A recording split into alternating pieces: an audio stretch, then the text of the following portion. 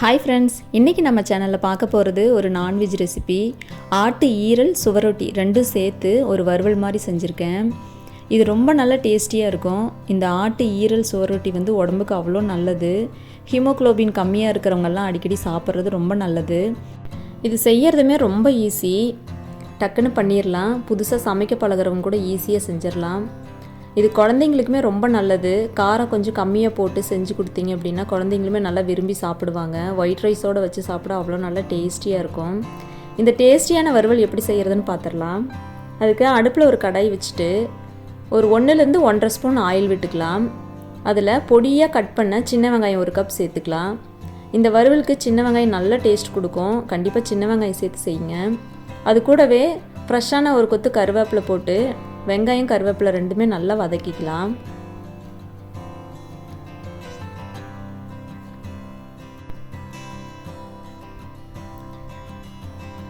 வெங்காயம் நல்லா வதங்கிருச்சு. இப்போது 1 ஸ்பூன் இஞ்சி பூண்டு பேஸ்ட்டு சேர்த்து நல்லா வதக்கிக்கலாம்.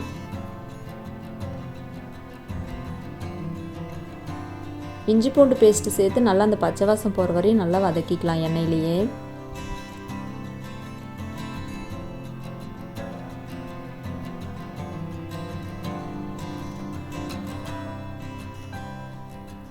வெங்காயம் இஞ்சி பூண்டு எல்லாமே வந்து நல்லா வதங்கிருச்சு.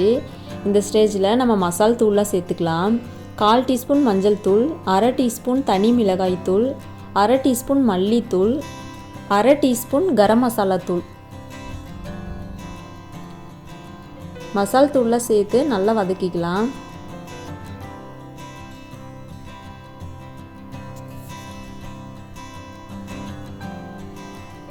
மசால் தூளை சேர்த்து நல்லா வதக்கி விட்டாச்சு.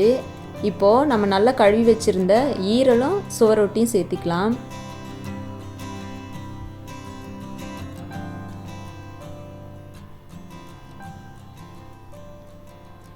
இந்த ஈரல் சுவரொட்டி பார்த்திங்கன்னா சீக்கிரமாகவே வெந்துடும். ரொம்ப நேரம் வேக வச்சோம் அப்படின்னாலும் ரப்பர் மாதிரி ஆயிரும். சாப்பிட்றதுக்கு நல்லாவே இருக்காது, ரொம்ப சாஃப்டாக இருக்காது. இது கூடவே இதுக்கு தேவையான அளவு உப்பு போட்டு வதக்கிக்கலாம்.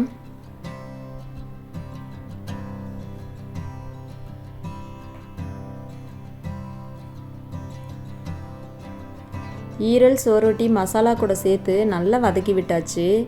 இப்போது இதுக்கு தேவையான அளவு தண்ணி ஊற்றிக்கலாம். தண்ணி அதிகமாக ஊற்றிடக்கூடாது. ரொம்ப நேரம் வெந்துட்டு இருந்துச்சு அப்படின்னா நல்லா சாஃப்டாக இருக்காது, ஒரு மாதிரி ரப்பர் மாதிரி ஆயிரும். அதனால் 5 to 10 மினிட்ஸ்க்குள்ளே வெந்துடும்.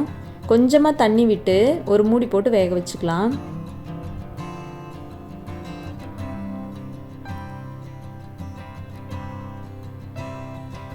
பாருங்கள், நல்லா வெந்துருச்சு, நல்லா சாஃப்டாக இருக்குது.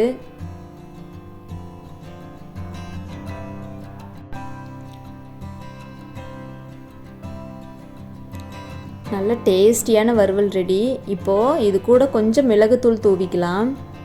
நீங்கள் உங்கள் காரத்துக்கு தேவையான அளவு போட்டுக்கோங்க. நல்ல காரம் சாப்பிடுவீங்க அப்படின்னா மிளகுத்தூள் கொஞ்சம் கூடுதலாக போட்டுக்கோங்க. இந்த வறுவல் வெறுமனே சாப்பிட்றதுக்கு அவ்வளோ நல்லா டேஸ்டியாக இருக்கும்.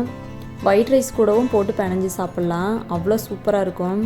காரம் கொஞ்சம் கம்மியாக போட்டு செஞ்சு குழந்தைங்களுக்கு ஒயிட் ரைஸில் சேர்த்து பிணைஞ்சி ஊட்டி விட்டிங்கன்னா நல்லா சாப்பிட்ருவாங்க. உடம்புக்குமே அவ்வளோ நல்லது குழந்தைங்களுக்குமே.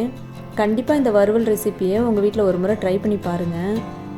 இந்த மாதிரி செஞ்சு கொடுத்து பாருங்கள். சுவரொட்டி ஈரெல்லாம் பிடிக்காதவங்க கூட நல்லா விரும்பி சாப்பிடுவாங்க.